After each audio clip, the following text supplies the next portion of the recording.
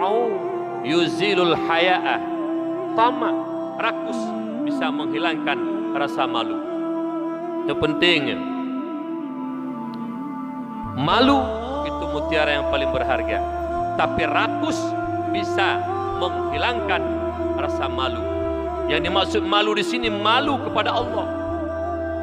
Apabila kajidu tipu tamak rakus, maka gada rasa malai. Menyokun bahasa Aceh putuh urat malai gara-gara tamak.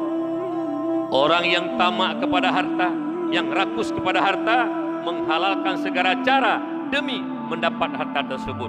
Tidak lagi dia memandang apakah itu Allah ridha ataupun Allah murka. Dumnale orang dipilih jalan menjual sabu-sabu, main judi, lebih-lebih hari ini judi online, itu sip karap rata kedai kopi. Kenapa mereka main judi? Telah hilang rasa malu kepada Allah karena menginginkan harta dengan jalan yang mudah. Ini kejadian di lapangan. Tamak bisa menghilangkan rasa malu.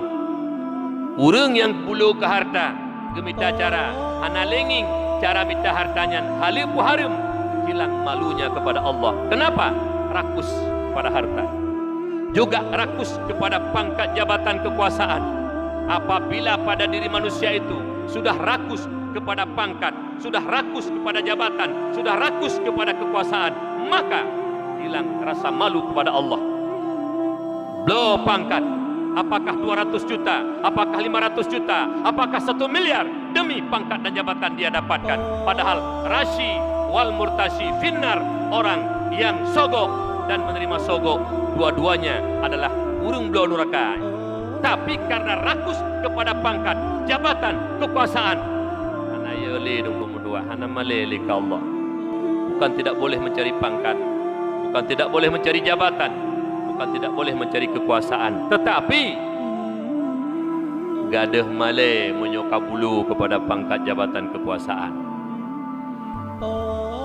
Di kampung kadang-kadang yang paling kecil, pilih kecil, kecil kan paling ubah. Kamen di kampung sebelum dia calonkan kepada menjadi mencalonkan dia sebagai Pak Kesi, ya ala jujur rumah ya bataka 2 kilo tepo netop lun. Kesi pangkat yang paling ubud, karena Kesi ingin tak mendapat jabatan begitu Kesi. Lo jabatannya ya juk sogok urun 2 kilo tepo takah. Kenapa?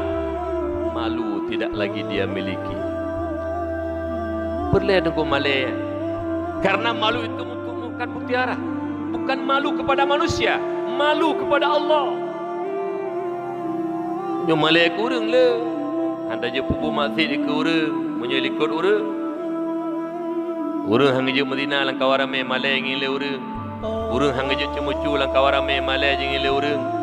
Bukan menyotanya hana langkah rame, boleh jadi dalam kamar sendirian ataupun berduaan. Apakah Allah tidak tahu? Apakah Allah tidak melihat? Ini yang sangat penting.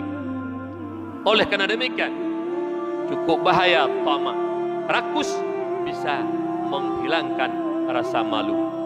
Lontengatat haba Abu Tu di Belang Beladi. Sering beliau mengungkapkan, ketika malu tidak dimiliki lagi oleh manusia, maka ketika itu manusia itu lebih rendah daripada derajat binatang. Saya ulang, ketika manusia itu tidak ada lagi rasa malu kepada Allah, maka pada ketika itu manusia itu derajatnya lebih hina daripada derajat binatang. Karena yum dayo dong. Binatang tidak punya akal, kita punya akal. Yang penting benar malai. Yang kejut menyuruh anak malai, igampung de, bajak bakhauri mentang de. Kita pergi kenduri, apakah kenduri, apakah kematian ataupun pesta, yang buh-buh ngopingan menyuruh anak malai li. Ngopingan ke buh-buh dengkung-kungkut, anak pak lawa, menyuruh lawa rubu, payah cepat BBU. Yang kaputuh orang malai ni. Padahal kan hajut dapat jual kadar, tu tahu dapat jual rumah, yang menyurung bulu, bahasa Aceh bulu itu. Oleh karena demikian, hati-hati terhadap tamak. Apabila manusia itu sudah memiliki rasa tamak, ingin memiliki kepada sesuatu, maka hilang rasa malunya. Tuh ramale dulu. Menyukahan alai-malai dengan Allah. Yang tanda hati hana betul ini. Salah satu tanda hati tidak benar, salah satu hati telah mati. Wala tastahkiranna minad dunubi syai'a. Tidak merasa hina dan malu di hadapan Allah ketika berbuat dosa, bahkan bangga dengan dosa yang mereka lakukan.